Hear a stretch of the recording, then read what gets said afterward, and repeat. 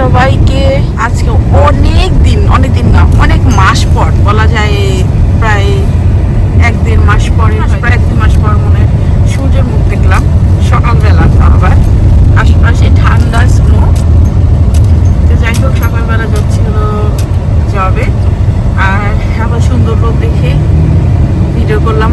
আর হ্যাঁ, ভালো কথা, আজকে হলো কত তারিখ? 14 তারিখ। আজকে আছে 14ই ফেব্রুয়ারি 2025 সাল। তো শুক্রবার। আজকে সবাইকে জুম্মা মোবারক। সবাই কেমন আছেন? আলহামদুলিল্লাহ, আমরা বেঁচে আছি। বাসায় আজকে যেহেতু রোদ ওঠে না, সবাই অসুস্থ। গত নভেম্বর থেকে ভালো হই, আবারই অসুস্থ হই, এইভাবেই আছি। তো যাই হোক, আজকে হচ্ছে আমাদের শবে বরাত। তো শবে বরাত পালন করা বেদাত, কিন্তু তারপরও কিছু ট্রেডিশনাল জিনিস খেতে ইচ্ছা করে, যেটা আমরা জন্মের পর দেখে শিখে আসছি। আজকে বাসায় কিছু মেহমান আসবে, তারপর দেখি বাসায় যাই, তারপর বাকিটা শেয়ার। বাসায় এসে গেছি এখন দুপুর কি প্রায় বিকেলের মতো। আর এই যে একটু রোদ দেখানোর চেষ্টা করছি। আলহামদুলিল্লাহ, অনেক দিন পর রোদ, খুব ভালো লাগছে। কিন্তু ঠান্ডা, প্রচন্ড ঠান্ডা আছে। আর স্নোগুলো আইস হয়ে গেছে, রাস্তাগুলো খুব স্লিপারি, চলাফেরা খুব দায় হয়ে গেছে। আজকে কতদিন যাবত এইরকমই চলছে, এই স্নো, এই আবার স্টোন হয়ে যাচ্ছে স্নোগুলো। প্রথম একই দিনে হচ্ছে শবে বরাত পড়লো। আজকে শবে বরাত, তারপর আজকে হলো ভ্যালেন্টাইন্স ডে, আজকে আবার পয়লা ফাল্গুন। তো যে যেটা আর কি পালন করে, যে এইভাবে ইয়ে করে। আর শবে বরাত পালন করে আগেও বলেছি যে বেদাত।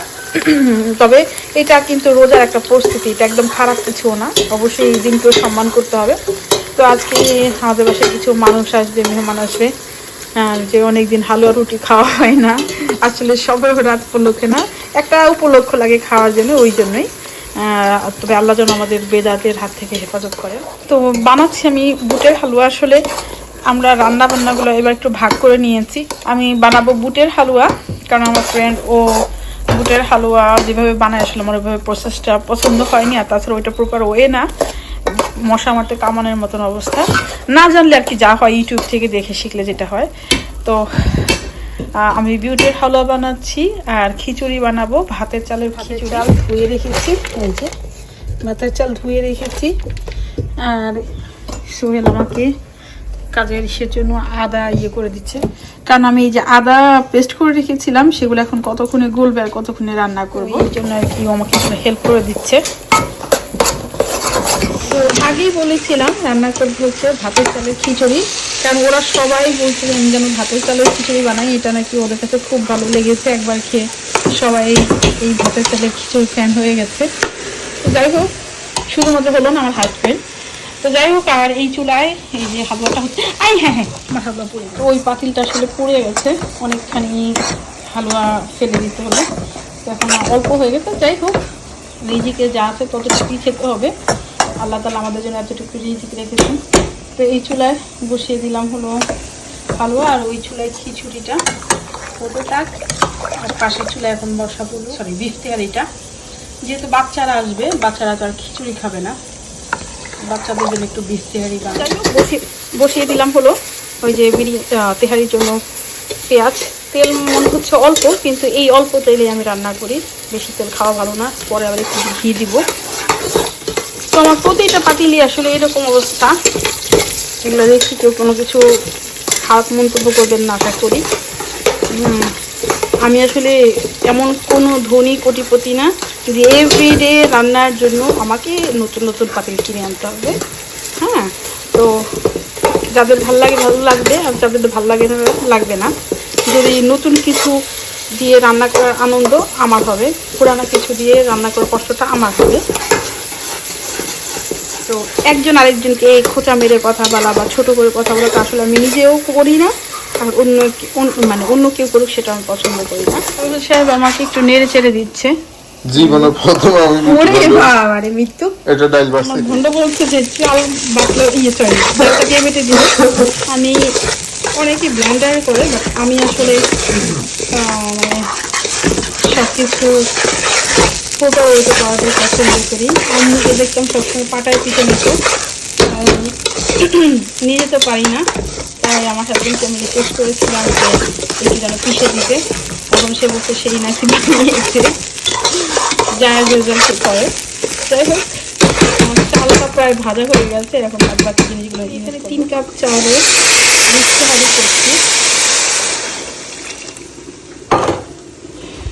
3 কাপ চালে 6 কাপ পানি। এটা হলো সহজ হিসাব। যারা না জানে তাহলে আপনার বিরিয়ানি বলেন বা পোলাও বলেন, যাই রান্না করেন খুব ঝরঝর হবে। আর যারা রেগুলার রান্না করেন, অনেক বেশি রান্না করেন, অভিজ্ঞতা বেশি, তাদের তো আর হিসাবের দরকার নাই, তারা আন্দাজ মতন পানি দিয়ে দিলেই হবে।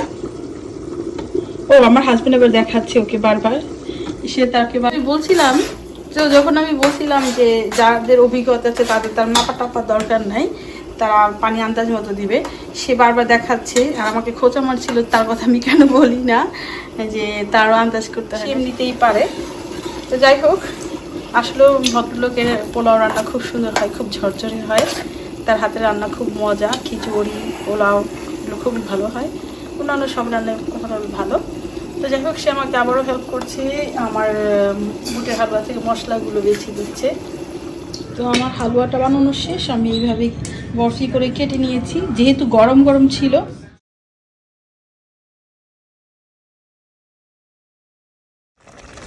তো এই হাঁড়িতে রান্না এই একটাই সমস্যা, হাঁড়িতে রান্না করলে এই একটাই সমস্যা যে কোনো কিছু প্রপার ওয়েতে হতে চায় না।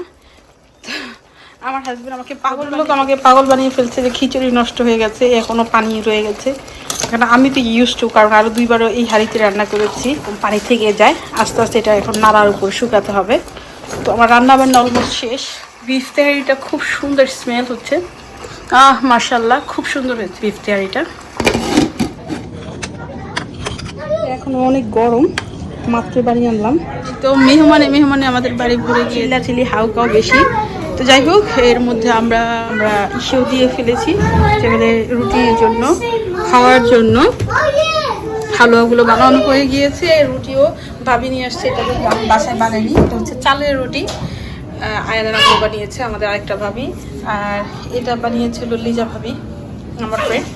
আর এটা আমি এই মাত্র বানালাম, খুব তাড়াহুড়া বানালাম, ঠান্ডা হয়নি, যার জন্য দেখতে এরকম সুন্দর লাগছে না। সরাসরি দেখতে ভালো লাগছে না, কালারটা নাইস আসছে, তো এখানে সুন্দর লাগছে। যাই হোক, আর এইটাও সেই তাড়াহুড়া স্কুল থেকে এসে তাড়াহুড়ো করলাম, তাড়াহুড়ার মধ্যে বুটের হালুয়া বানালাম। এখন শুধু খাওয়ার পালা।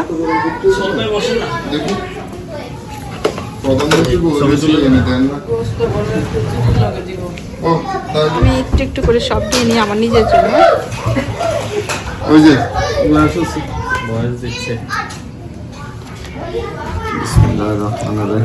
ওরা আবার কারো ধারে না, ওরা নিজেদের খাওয়া খায়, ওরা বউ বাচ্চা কাউকে চিনে না, এরা হলে এই গোত্রের লোক। তো ওরা যেহেতু নিজেরটা খাবে, আমরা আমাদেরটা নিয়ে নেই। সে বলছে সে কথা বলবে না, কারণ তার খাবার দেরি হয়ে যাবে।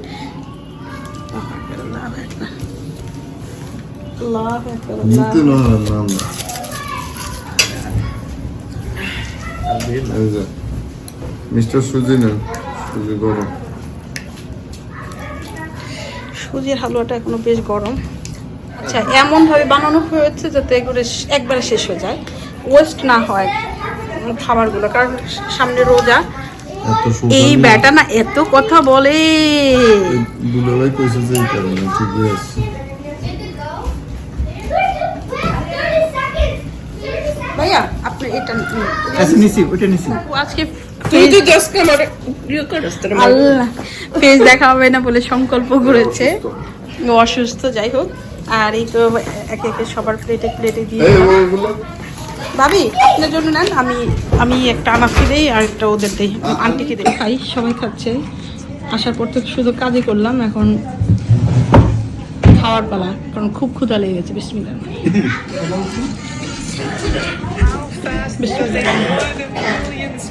কেমন হয়েছে বাবা? Thank you. ওই যে হচ্ছে জাদুয়া। ধাপের খাওয়া দাওয়া মোটামুটি শেষ। এখন দ্বিতীয় ধাপের খাওয়ার জন্য আমি খাবার দাবার গরম করে নিচ্ছি। তার কারণ হলো বাচ্চাদের খাওয়াতে অনেকটা সময় লাগবে, ওদের খাওয়া শেষ হলে আমরা খাবো। তো কাজ থেকে এসে ছোটোখাটো একটু আয়োজন করেছি। আসলে হয়তো বা বাসায় থাকলে আপনারা সবাই সবসময় দেখেন আমি অনেক কিছু রান্না করি, কিন্তু আজকে তো সেটা হয়ে উঠলো না। তার কারণ হচ্ছিল